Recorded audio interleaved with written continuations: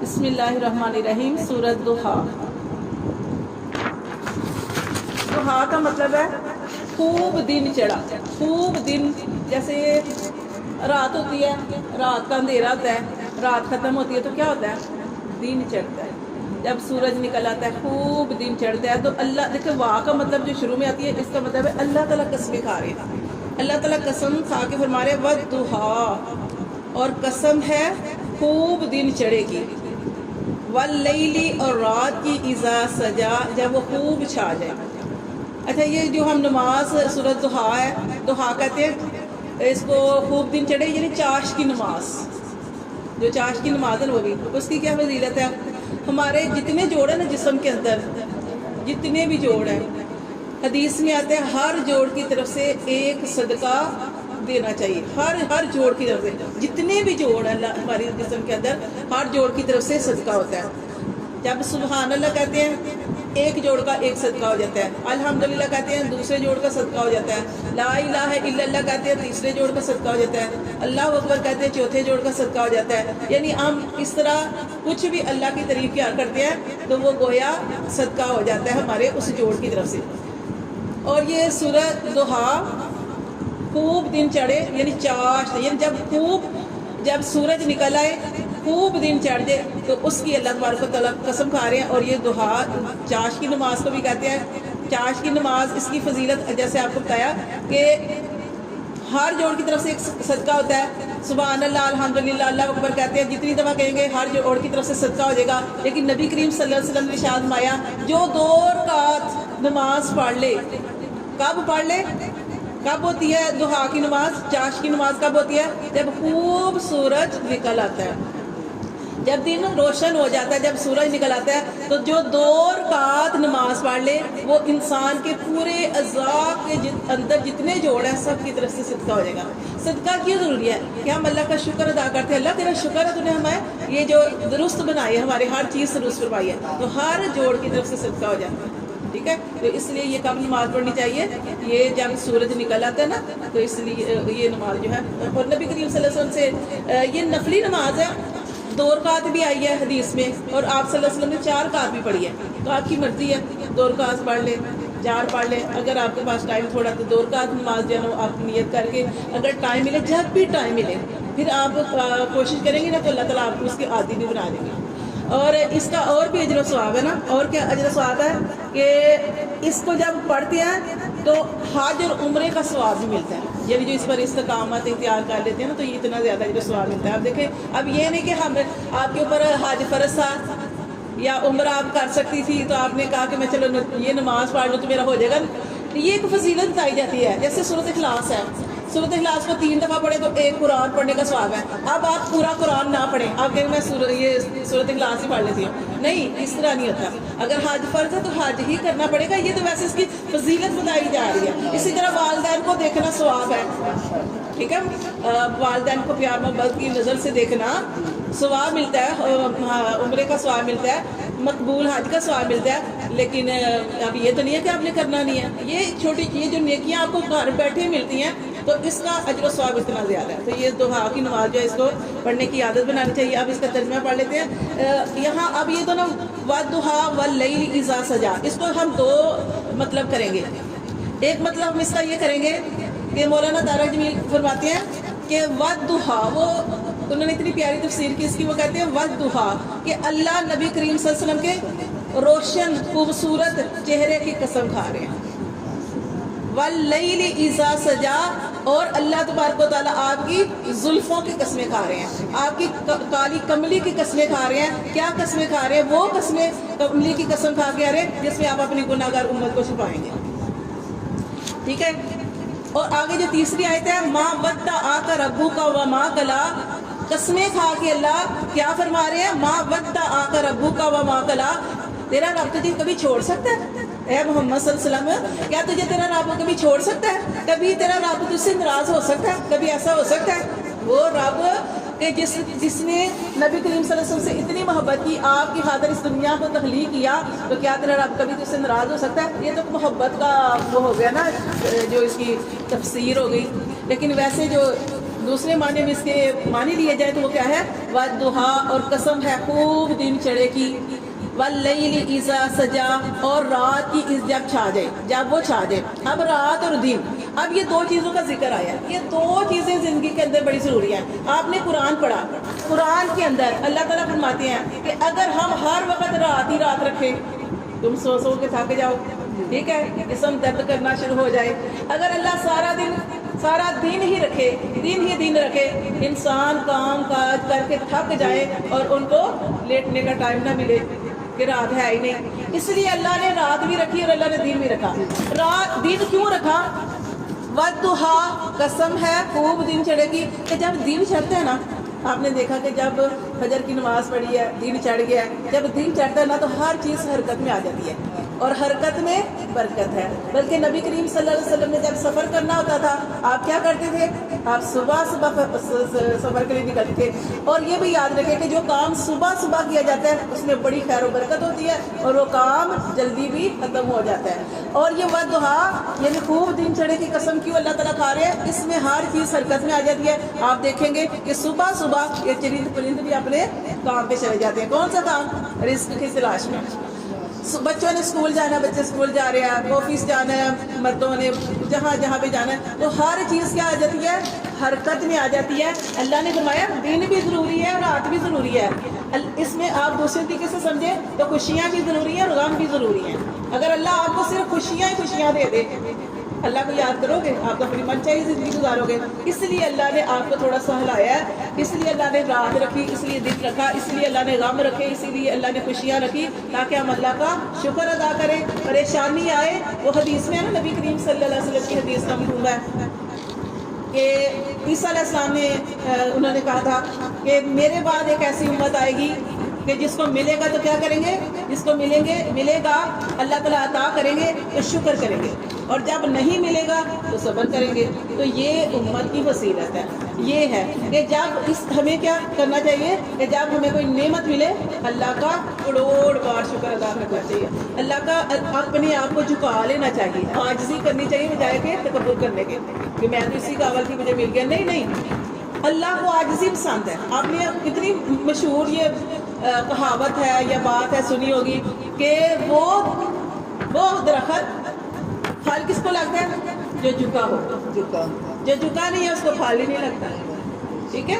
تو اندرائن کا درخت جیسے آپ نے دیکھا، کڑوا پھل سیدھا، تو مطلب اس کو کچھ بھی، اللہ تعالیٰ کو عاجزی پسند ہے۔ اللہ تعالیٰ نے اس لیے یہ تکلیفیں آتی ہیں، پریشانیاں آتی ہیں، تو کیا ہم ہو جاتے ہیں؟ عاجز ہو جاتے ہیں، ہم عاجز ہو جاتے ہیں، ہم کہتے ہیں ہمارے تو اختیار میں کچھ نہیں رہا، ہم تو یعنی پھر یہاں تک ہم یعنی کہ ہم تو مسلمان ہیں نا، ہم تو اللہ کی طرف لوٹ آتے ہیں۔ لیکن کچھ ایسے لوگ ہیں جیسے آپ نے دیکھا کافر لوگ تھے، قرآن کے اندر آپ نے پڑھا کافر لوگ کیا کرتے تھے کہ جب وہ سفر کر رہے ہوتے تھے، کشتی ان کی درمیان میں ہوتی تھی، دریا کے اندر وہ جو تھا موجیں اونچی آ جاتی تھی کہ پانی کے اندر جو تھا کشتی کے اندر پانی آنے لگتا، اتنی زیادہ موجیں اونچی ہو جاتی تھی پانی کی، تو وہ اس وقت اپنے سارے بتوں کو بھول کے کس کو پکارتے تھے؟ اللہ کو۔ ان کو پتا تھا کہ اب کسی نے کام کرنا ہے، بتوں نے کام نہیں کرنا آج۔ پھر وہ اس وقت خالص ہو کے اللہ کو پکارتے تھے، اور ان کو پتا تھا اللہ کو پکارتے تھے اللہ کو مشکل ڈال دیتے تھے۔ تو یہ کہ ہر بندہ جو ہے اللہ نے یہ تکلیفیں اس لیے رکھی ہیں، پریشانیاں اس لیے رکھی ہیں، کسی نہ کسی چیز کی کمی انسان کے اندر اس لیے رکھی ہے تاکہ انسان جو ہے اللہ تعالیٰ کو پکارتا رہے۔ تو یہ دو چیزوں کی آپ کو سمجھ آ گئی ہے۔ والضحیٰ، قسم ہے خوب دن چڑھے کی، وہ دن چڑھا جس میں ہر چیز حرکت میں آ جاتی ہے، جس میں خیر ہی خیر ہے، جس میں برکت ہی برکت ہے، جس میں ہر چیز کام میں لگ جاتی ہے، انسان بھی اور چرند پرند بھی اور سب۔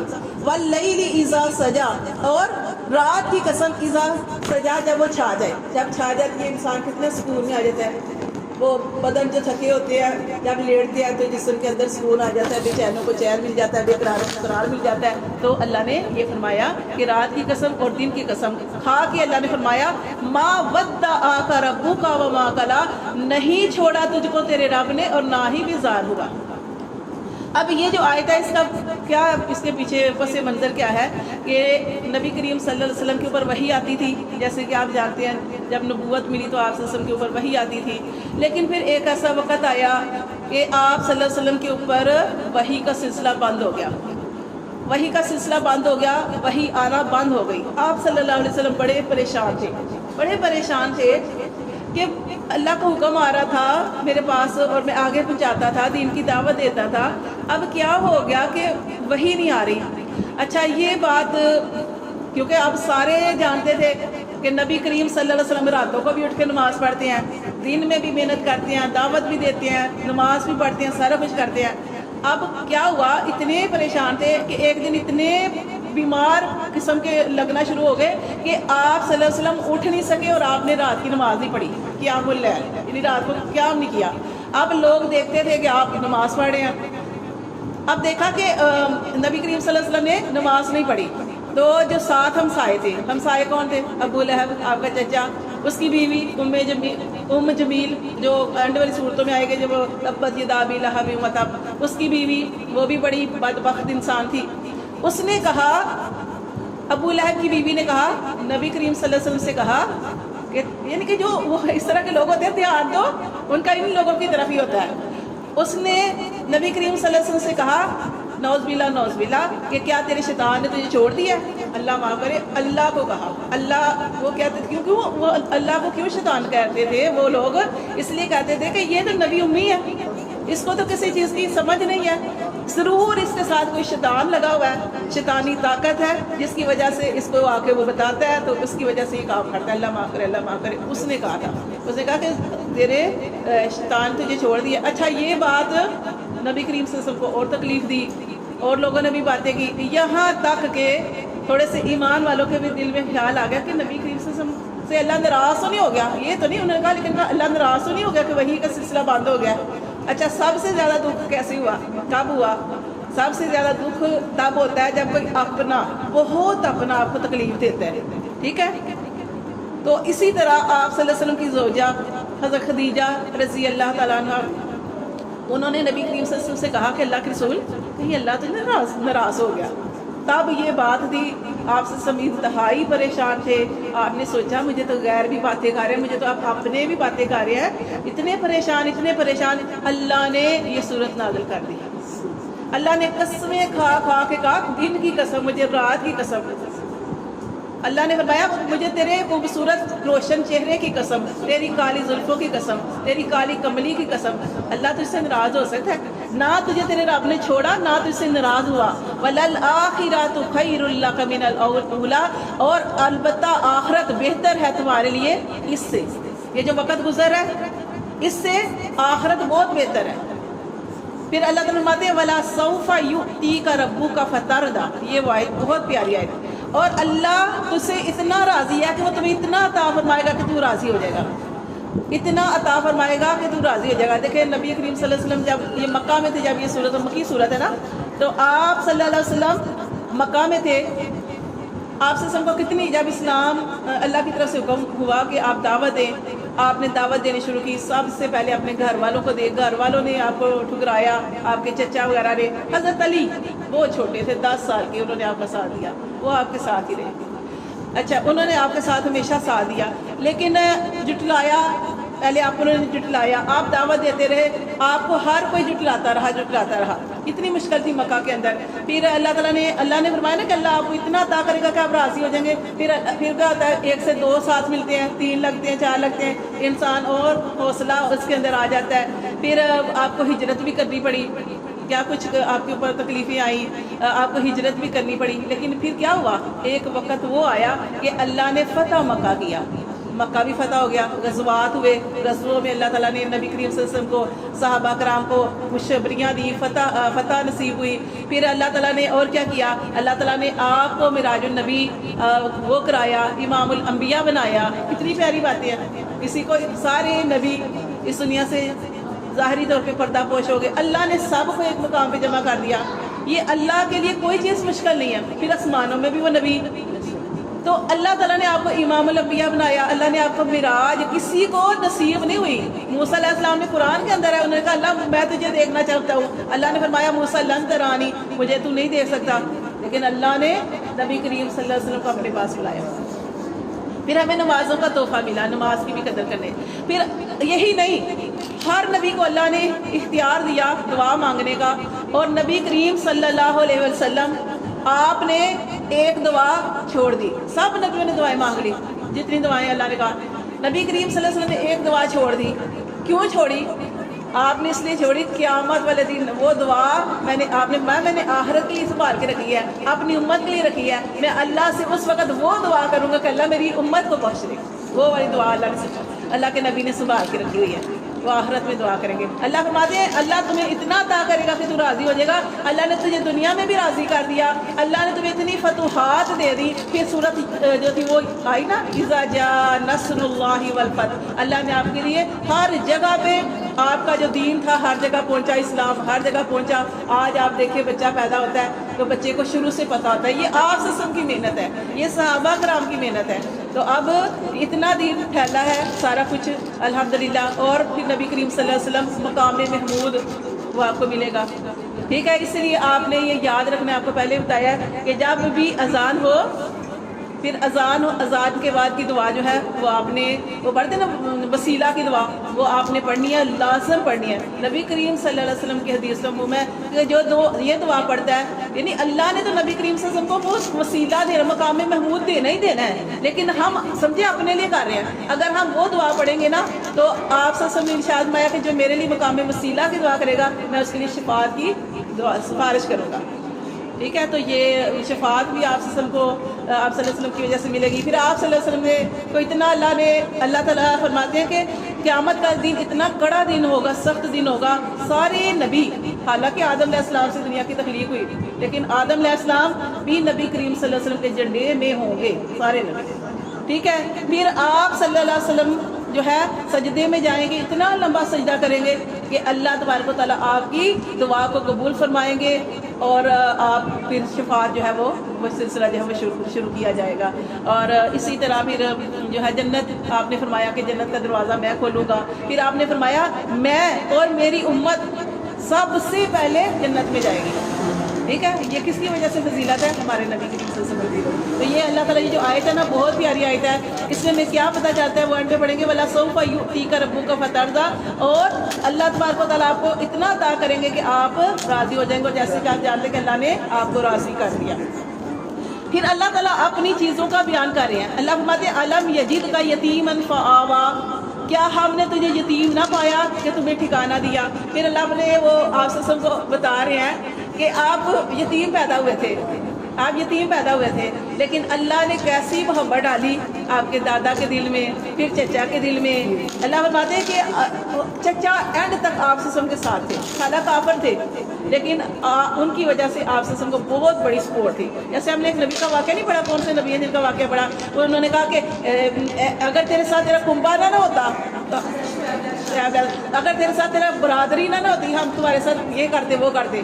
تو یہ ایک کنبا, ایک برادری, ایک خاندان اور ایک بڑا سردار ہونا, یہ آپ سب کے چچا آپ کے ساتھ تھے, تو اس کی وجہ سے آپ کو بڑی سپورٹ تھی. اللہ فرماتے ہیں کہ کیا تجھے ہم یتیم نہ پایا کہ تجھے ٹھکانہ دیا. وَوَجَدَكَ ضَالًّا فَهَدَىٰ, پھر ہم نے تجھے پایا بھولا ہوا. اب یہ نبی کریم کے ساتھ ہم بہکا ہوا نہیں پائیں گے یا نعوذ باللہ گمراہ نہیں کہیں گے, ہم کہیں گے کہ وَوَجَدَكَ ضَالًّا, اور ہم نے تجھے پایا بھولا ہوا, فَهَدَىٰ, تو ہم نے راہ دکھائی. بھولا ہوا سے مراد کہ آپ صلی اللہ علیہ وسلم ایک جو ہوتا ہے نا اچھا انسان, وہ شروع سے ہی ہدایت کی تلاش میں رہتا ہے. تو آپ صلی اللہ علیہ وسلم ہدایت ہی کی تلاش میں تھے, تو اللہ تعالیٰ نے آپ کو ایک لائن پہ چلا دیا, سیدھے دین پہ چلا دیا. وَوَجَدَكَ عَائِلًا فَأَغْنَىٰ, اور اللہ نے آپ کو کیا پایا, مفلس, تنگ حال. فَأَغْنَىٰ, تو اللہ نے غنی کر دیا. کیسے؟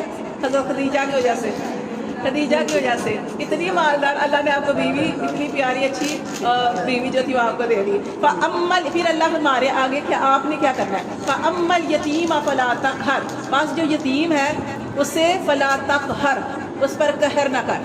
یتیم اللہ تعالیٰ نے فرمایا, کیونکہ آپ صلی اللہ علیہ وسلم یتیم پیدا ہوئے, اللہ نے فرمایا آپ جانتے ہیں کہ یتیمی کیا ہوتی ہے, کہ جس کا باپ نہ ہو اس کے ساتھ کیا ہوتا ہے. ٹھیک ہے, دادا بہت اچھے تھے, چچا بہت اچھے تھے, لیکن ایک اللہ نے باپ کا رشتہ بنایا نا, تو اللہ فرماتے ہیں آپ جانتے ہیں کہ یتیمی کیا ہوتی ہے, اس لیے جو یتیم ہو اس کے اوپر سختی نہ کر. وَأَمَّا السَّائِلَ فَلَا تَنْهَرْ, اور جو تجھ سے سوال کرے اس کو جھڑکنا نہیں ہے. کوئی بھی آپ کے پاس آ جائے آپ نے اس کو جھڑکنا نہیں ہے. یہ اصل میں نبی کریم صلی اللہ علیہ وسلم سے کہا جا رہا ہے اور آگے ہم سے بھی کہا جا رہا ہے. اللہ فرماتے ہیں وَأَمَّا بِنِعْمَةِ رَبِّكَ فَحَدِّثْ، اور اللہ نے جو آپ کے اوپر نعمت جو احسان کیا ہے فحدث، اس کا بیان کریں. ٹھیک ہے، نعمت کو اب یہ نعمت کیا آتی ہے؟ اگر اللہ تعالیٰ نے آپ کو سمجھ دی ہے، شعور دیا ہے یا اچھے کاموں کی توفیق دی ہے تو کیا کرنا ہے؟ ہمیں تکبر کرنا چاہیے. میں تو سارا دن قرآن پڑھتی ہوں، میں تو اتنی تسبیحیں پڑھتی ہوں، میں تو یہ تو نبی کریم صلی اللہ علیہ وسلم کی بات. ہم اپنی طرف جائیں تو اگر اللہ کوئی آپ کو اچھے عمل کی توفیق دے رہا ہے تو یہ نہیں کرنا، تکبر نہیں کرنا. اللہ فرماتے ہیں شکر ادا کر، فحدث، شکر نعمت بھی بیان کر اور اللہ کا شکر بھی کر کہ میرے اللہ نے مجھے توفیق دی ہے کہ میں فلاں یہ اچھا کام کر رہا ہوں. تو یہ صورت سے آپ کو کیا سمجھ آئی ہے کہ نبی کریم صلی اللہ علیہ وسلم پریشان تھے، اللہ نے آپ کے سارے غم دور کر دیے، اللہ نے آپ کی ساری پریشانیاں دور کر دی، اللہ نے آپ کو تسلیاں دی. تو ہمارے اوپر بھی زندگی اوپر بڑے حالات آتی ہیں، انسان اتنا پریشان ہو جاتا ہے کہ انسان کو کوئی رستہ کوئی صورت نظر نہیں آتی اور انسان اتنا پریشان ہو جاتا ہے کہ میرا کیا بنے گا، اتنا مایوس. اللہ نے یہ صورت اس لیے نازل کی کہ اللہ یہ زندگی کا حصہ ہے، غم اور خوشی یہ زندگی کا حصہ ہے. اور آپ یہ کہیں کہ ہر وقت میں جو ہے وہ ہر اچھے حال میں رہوں، ہر وقت صحت رہے. اللہ نے ہلانا ہے انسان کو، اللہ نے انسان کو کہیں نہ کہیں سے ہلانا ہے. جہاں بھی انسان تھوڑا سا بھی غلط ہونے لگتا ہے نا، اللہ تعالیٰ فوراً اس انسان کو تھوڑا سا ہلا دیتے ہیں، یعنی کہ چھوٹی موٹی تکلیف دے دیتے ہیں. اور جو اللہ کے نشکرے ہوتے ہیں، جو ظلم کرنے والے ہوتے ہیں، ان کو اللہ اتنی جلدی نہیں پکڑتا، یہ یاد رکھیں. ہاں ان کو نہیں پکڑتا اللہ، ان کو اللہ چھوڑ دیتا ہے، ان کو اللہ چھوڑ دیتا ہے. پکڑتا کن کو ہے؟ جو اللہ سے ڈرنے والے ہیں، جو اللہ کی بات ماننے والے ہیں، ان کو اللہ پکڑتا ہے. کیوں پکڑتا ہے؟ کیوں؟ اس لیے اللہ پکڑتا ہے تاکہ میرے بندے کو جو تکلیف ہے، جو تھوڑا سی غلطی ہوئی ہے نا، میرے بندے کے اوپر تکلیف آئی، میرا بندہ پاک ہو جائے، میرا بندہ پاک صاف، جب میرے پاس آئے تو پاک صاف ہو جائے. اور دوسرے انسان کو کیوں نہیں پکڑتا؟ جو گناہ گار ہے، جو ظلم بھی کر رہا ہے، جو تکبر بھی کر رہا ہے، جو فاجر بھی ہے، گناہ گار بھی ہے، وہ اس کو کیوں نہیں پکڑا؟ اللہ کہتے ہیں کہ ہاں کر لے جو کرنا ہے، اس کی رسید کھلی چھوڑ دی ہے، جب میرے پاس آئے گا تو پھر آپ دیکھ لے گا اپنا ٹھکانہ. تو اس لیے ہم کبھی اکثر لوگ یہی کہتے ہیں کہ اس نے تو وہ تو ایسے کر دیا تو اس کو تو کچھ نہیں ہوتا. تو یہ ساری چیزیں ہوتی ہیں کہ اللہ تعالیٰ کھلا چھوڑ دیتے ہیں. تو یہ اس میں ہمیں تسلی دی گئی ہے کہ جیسے اسی لیے کہا جاتا ہے کہ جب کسی کو کوئی پریشانی ہے نا تو آپ نے سورۃ ضحیٰ پڑھنی ہے. کوئی بھی پریشانی ہے نا، تو جیسے نبی کریم صلی اللہ علیہ وسلم کو اللہ نے راضی کر دیا تھا نا، آپ کی جو بھی پریشانی ہے، کوئی بھی مسئلہ ہے، آپ وہ نیت کر کے تو آپ نے سورۃ ضحیٰ کو پڑھنا ہے. تو